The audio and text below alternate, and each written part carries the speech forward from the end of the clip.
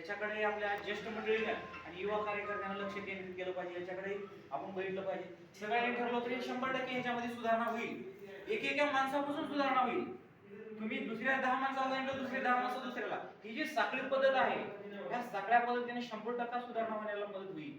आणि आपण आज रोजी एक याचा ठाम निश्चय केला पाहिजे की आतापर्यंत जे झालं त्याच्यामध्ये आता कुठंतरी आपल्याला सुधारणा घडून आणायची आहे, विकास घडून आणायचा आहे. आणि आतापर्यंत जे झालं ते बंद पाडायचं, ह्या सगळ्या गोष्टीचा आपण विचार केला पाहिजे. की मी एकटा म्हणलो तर माझ्याने एकट्यानं सुधारणा होणार नाही. सगळ्यात महत्त्वाचं जनतेनं साथ दिली पाहिजे आणि या जनतेनं ठरवलं पाहिजे आपल्या मतदानाचा हक्क आणि मतदानाचा जो काही अधिकार आहे त्याची किंमत आपल्याला झाली पाहिजे. ते अधिकार त्यांनी 500 रुपयामध्ये आणि चिकन मटन आणि दारूच्या बाटलीमध्ये जर विकत घ्यायचा प्रयत्न करत असतील तर त्यांना त्याची लायकी दाखवून देण्याचं काम आपण केलं पाहिजे. आणि त्याच्याविषयी आपण ठामपणे निश्चय केला पाहिजे की अशा लोकांना आपण गावामध्ये थारा देणार नाही.